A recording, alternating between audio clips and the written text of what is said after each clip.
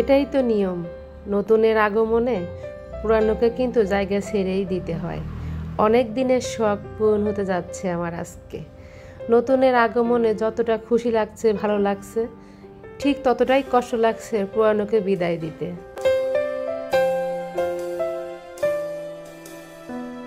Hello everyone, আসসালামু আলাইকুম। আমি শারমিন বলছি শাহসমা ওয়ার্ল্ডে। আপনাদেরকে আরও একবার ওয়েলকাম করছি নতুন দিনে নতুন আরেকটি ব্লগ ভিডিও দেখার জন্য। কাছে দূরে যে যেখানে বসে আমার এই ভিডিওটি দেখছেন, আশা করি সবাই অনেক বেশি ভালো আছেন, সুস্থ আছেন। আলহামদুলিল্লাহ, আমিও আমার পরিবার নিয়ে বেশ ভালো আছি, সুস্থ আছি।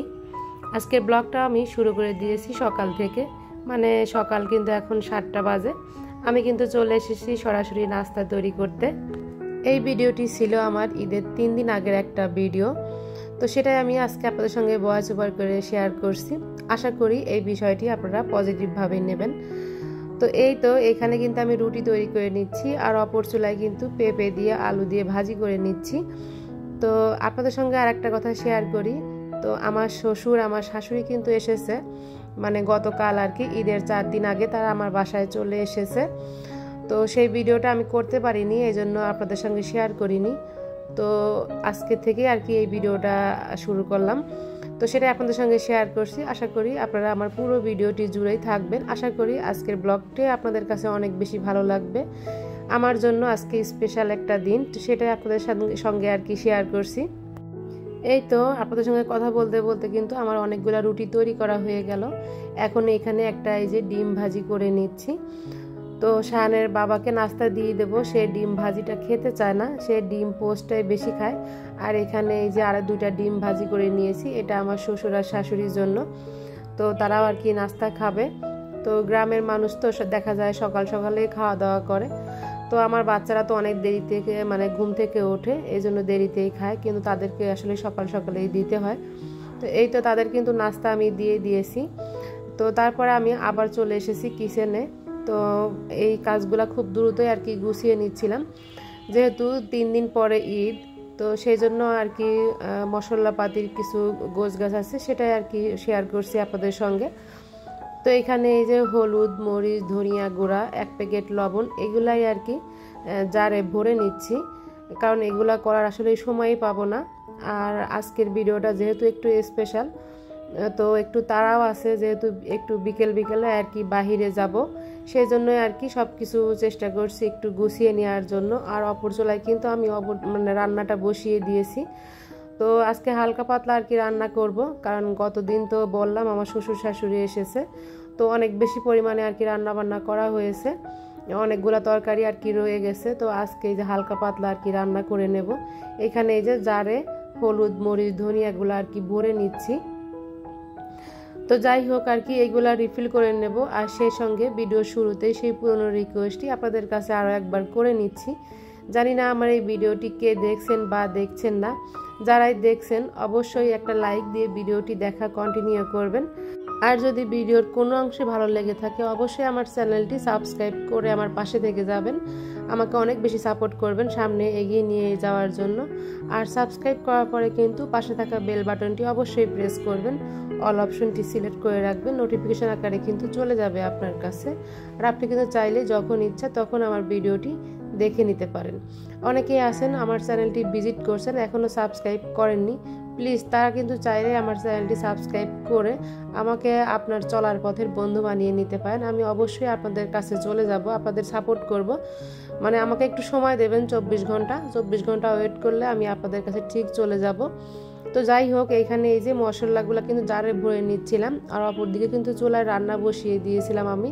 এখানে এই যে বড় সাইজের একটা মুরগি রান্না করে নিচ্ছি, তো যেন মানে দুপুর আর রাত্রের খাওয়াটা হয়ে যায়। তো আর ডাল রান্না করে নেব। আর অলরেডি কিন্তু ভাতটা আমি রান্না করে নিয়েছি, মানে সকালে নাস্তা তৈরি করে আমি আর কোথাও আর কি বসিনি, মানে ঝটপট করে আর কি কাজগুলা গুছিয়ে নিচ্ছি। তো ওই দিন ছিল কিন্তু আপনাদের ভাইয়ার শেষ অফিস, মানে ঈদের 3 দিন আগে আর কি আজকে তার অফিস হয়ে আর কি ছুটি হয়ে যাবে। তো আজকে বিকেলে বেশ অনেক ইম্পর্টেন্ট একটা কাজ সারবো। তো এখানে এই যে মানে মাংসটা অপর দিকে কিন্তু কষিয়ে নিচ্ছি, আর এখানে এই যে দারচিনি, এলাচি, এগুলা আর কি মানে ভরে নিচ্ছিলাম। বেশ পরিমাণ ময়লা কিন্তু ছিল। দারচিনি এলাচি আনার পরে কিন্তু শুধু এইগুলাই থাকে না, এর সঙ্গে কিন্তু অনেক ডালপালা অনেক ময়লাও থাকে, সেগুলো আর কি আমি বেছে ফেলে দিচ্ছিলাম। একটু কাজ গুছিয়ে রাখছিলাম আর কি। তো এই কাজগুলা গোছাতে গোছাতে কিছু কথা আপনাদের সঙ্গে শেয়ার করি। গত ভিডিওটা দেওয়ার পরে অনেক আপুরাই আমাকে অনেক সুন্দর সুন্দর করে কমেন্ট করেছেন, আমার প্রিয় কিছু আপুরা। এর মধ্যে অনেক নতুন নতুন কিছু আপুরা আমার চ্যানেলে অ্যাড হয়েছেন। আমি বুঝতে পারছি না, মানে তারা আমাকে বন্ধু করেছেন, তারপরে আবার দেখলাম যে কিছু সাবস্ক্রাইব আমার কেটে গেছে, আসলে বুঝতে পারছি না।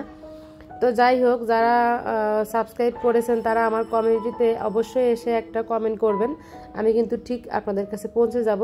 আর অনেক বেশি স্প্যাম কমেন্ট আসছে, প্লিজ আপনারা স্প্যাম কমেন্ট করা থেকে বিরত থাকুন। এটার জন্য কিন্তু আপনার চ্যানেলে যতটা ক্ষতি হবে আমার চ্যানেলের কিন্তু ঠিক ততটাই ক্ষতি হবে। তো প্লিজ এই কাজগুলো করবেন না। আপনার যদি কিছু বলার থাকে আমার কমিউনিটিতে এসে একটু বলে যান, কমেন্ট বক্সে বলবেন না প্লিজ।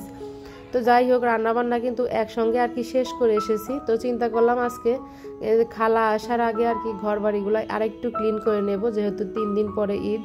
এখানে এই যে মানে গাছে কিছু স্প্রে করে নিচ্ছি, কারণ অনেকটা ধুলাবালি পড়েছিল।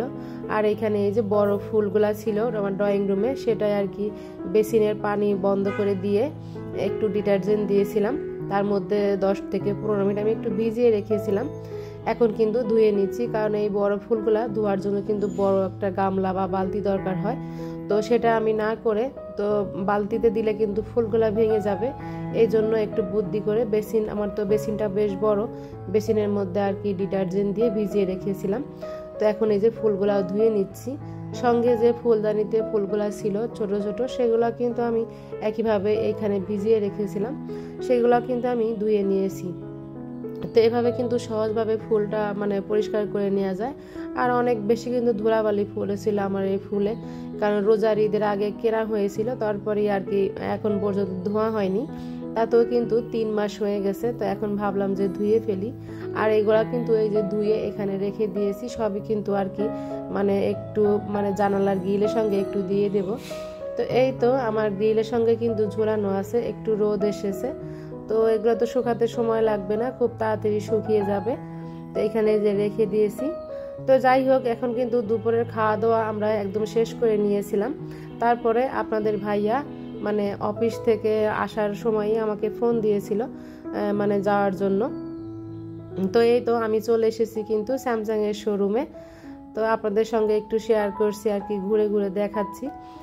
তো আমার আজকে টাইটেল এবং থাম্বনেইল দেখে অনেকেই বুঝে গিয়েছেন যে আমি আসলে কিসের উপরে আজকে ভিডিওটি দিচ্ছি। আসলে অনেক দিনের শখ ছিল যে আমি বড়সড় দেখে একটা ফ্রিজ কিনবো, আর সেই স্বপ্নটি আমার আজকে পূরণ হতে যাচ্ছে। তো যেহেতু স্বপ্ন পূরণ হতে যাচ্ছে, আসলে এটার থেকে খুশির আর কিছু হতে পারে না। আমি আসলেই মনে হয় যে খুব প্রচণ্ড রকমের সংসারী একটা মানুষ। তো আমার মনে হয় যে আমার পোশাক আশাক, আমার গহনাগাটি, এগুলা কে দেখবে? এগুলো তো সবসময় আলমারিতে তালা বন্ধ করাই থাকে। তো আমার মনে হয় যে আমার ঘরে যতটুকু যা আছে সেটা যদি আমি গুছিয়ে সুন্দর করে রাখি, বা সুন্দর একটা জিনিস কিনে যদি আমার ঘরে রাখি, তো সেটাই কিন্তু সবাই দেখবে। তো এই জন্যই আর কি সেই শখটাই আজকে পূরণ করতে চলে এসেছি স্যামসাং এর শোরুমে। আমি তো আপনাদের সঙ্গে আগেও শেয়ার করেছি আমার কিন্তু 2টা ফ্রিজ, একটা ডিপ ফ্রিজ আর একটা নর্মাল ফ্রিজ আর কি। তো আমার নর্মাল ফ্রিজটা কিন্তু অনেক বেশি বড় না, মানে মিডিয়াম সাইজের একটা ফ্রিজ। তারপরে হচ্ছে ফ্রিজের অনেক দিন বয়স হয়ে গেছে, মানে প্রায় 21 বছর বয়স আমার ওই ফ্রিজটার। তো সেটাই আর কি বাদ দিতে চাচ্ছি। তো ফ্রিজের তেমন কোনো প্রবলেম নাই, দেখা যায় হঠাৎ হঠাৎ বন্ধ হয়ে যায়, আবার হঠাৎ হঠাৎ দেখা যায় অন হয়। আসলে বুঝতে পারছিলাম না, যেহেতু ঈদ, আবার অনেক বেশি রান্না বান্না, মেহমানের চাপ, প্রেশার। আসলে হঠাৎ করে আজকে সকালবেলায় ডিসিশন নেই আপনাদের ভাইয়ার সঙ্গে যে কি করা যায়, একটা ফ্রিজ কিনেই ফেলি। তো হুটহাট ডিসিশনে এখন এই যে চলে এসেছি। তো আপনাদের ভাইয়া কিন্তু একদম মানে খুঁটিয়ে খুঁটিয়ে সব কিছু দেখে তারপরে কিন্তু মানে এটাই চয়েস করেছে আর কি। কোন ফ্রিজটা নিয়েছি সেটা আপনাদের সঙ্গে শেয়ার করব। আসলে যেটা নিয়েছি এখানে ডিসপ্লেতে সেটা ছিল না, তো মানে অন্য মানে ওদের প্যাকেট করা ওদের গোডাউনে ছিল। তো ডিসপ্লেটা আমি আর কি যেটা নিয়েছি সেটা এখানে দেখাতে পারছি না আপনাদেরকে। তো তার সঙ্গে আর কি শোরুমটা ঘুরে ঘুরে আপনাদের সঙ্গে একটু শেয়ার করছিলাম। তো আসলে আমি যে এতদিন এই আমার যে ফ্রিজটা আমি ইউজ করছিলাম সেটা ছিল এলজির ফ্রিজ। তো এই ফ্রিজটা কেনা হয়েছিল 2004 সালে আমার বড় ছেলে হওয়ার অনেক আগে। তো তখন কিন্তু আমাদের টোনাটুনির সংসার ছিল। তখন মনে হতো যে আমাদের এই ফ্রিজটাই আমাদের জন্য অনেক বেশি বড়। তো তখন আসলে কি রাখবো একটা মানে মনে মনে আসতো আর কি এই ভাবনাগুলা যে কি রাখবো, কি দিয়ে ফ্রিজ ভরবো। কিন্তু এখন তো সময়ের পরিবর্তনে মানে আরও 20-21 বছর আগের কথা, এখন কিন্তু এই ফ্রিজটা অনেক ছোট হয়ে গেছে আমাদের জন্য। দেখা যায় অনেক বেশি পরিমাণে খাবার দাবার রান্না করে রাখতে পারি না, বা একটু বেশি পরিমাণে বাজার রাখতে পারি না, একটু প্রবলেম হতো। আর মেহমান আত্মীয় স্বজন আসলে তো আরও বেশি প্রবলেম হতো, অনেক খাবারই দেখা যেত যে আমার একটু নষ্ট হয়ে যেত বা ডিপ ফ্রিজে আমি রেখে দিতাম। তো আসলে আর কি সব কিছু চিন্তা করে এই ফ্রিজটা কেনা। তো সময়ের পরিবর্তনে কিন্তু এখন মনে হচ্ছে যে ফ্রিজটা অনেক ছোট আমাদের জন্য। তো আজকে সকালে আর কি ডিসিশন নিয়ে ফ্রিজটা নিয়েই ফেললাম হঠাৎ করে। তো যেহেতু কুরবানির ঈদ সব মিলিয়ে আর কি। তো যাই হোক, ফ্রিজটা কিন্তু অলরেডি আমার বাসায় চলে এসেছে। আর ভ্যানালা কিন্তু সব কিছু বুঝিয়ে দিচ্ছিল আপনাদের ভাইয়াকে। তো ফ্রিজটা আনার সময় কিন্তু অনেকটা বেগ পেতে হয়েছে আমার বাসার দুজন কেয়ারটেকার মানে আর ভ্যানালা সহ ফ্রিজটা উঠিয়েছে। আর আমার বাসা কিন্তু প্রচুর পরিমাণে এই যে এলোমেলো নোংরা। তো আমার শাশুড়ি এই যে কি এনেছিল ওই পাশে রেখে দিয়েছি, পরবর্তীতে আর কি গুছিয়ে নেব। আর এই যে পুরাতন ফ্রিজটা আমি এখানে রেখে দিয়েছি। তো আমার ছেলে দেখেন এই যে এইগুলা নিয়ে খেলা করছিল, যত এলোমেলো নোংরা জিনিস নিয়ে। তো এই তো উনি কিন্তু সব কিছু বুঝিয়ে দিয়ে চলে গেছেন। এখন আমি এই যে ঘর বাড়ি ক্লিন করে ফেলেছি, মানে ঝাড়ু দিয়ে নিয়েছি। আসলে মানে নতুন জিনিস পেয়ে যতটা খুশি লাগছে, পুরানোকে কিন্তু বিদায় দিত আমার খুব বেশি কষ্ট হচ্ছিল। কারণ আমার মনে হচ্ছিল যে আমার মনে হওয়া কি ওই ফ্রিজটার সঙ্গে অনেক স্মৃতি, অনেক মায়া, অনেক ভালোবাসা কিন্তু জড়িয়ে আছে আমার। তো সেটাকে আসলে বিদায় দিতে হচ্ছে আমার। আমরা চাচ্ছিলাম যে দুইটা ফ্রিজ পাশাপাশি রাখতে, কিন্তু কোনোভাবেই জায়গায় হচ্ছিল না। কারণ দুই রুমের দুইটা দরজা, আমার কিচেনের দরজা, এই পাশে ফ্রিজ, ডাইনিং টেবিল সব মিলিয়ে আর কি কোনোভাবেই সেট আপ করতে পারছিলাম না। তারপরে দুইটা ফ্রিজ আর কি আলাদা আলাদা দুই জায়গায় রাখা হয়েছে, পরবর্তীতে আর কি পরে গুছিয়ে নেব। তো যাই হোক, কথা বলতে বলতে কিন্তু একদম ভিডিও শেষ পর্যায়ে চলে এসেছি। আজকে এখান থেকে বিদায় নিচ্ছি। আল্লাহ হাফেজ।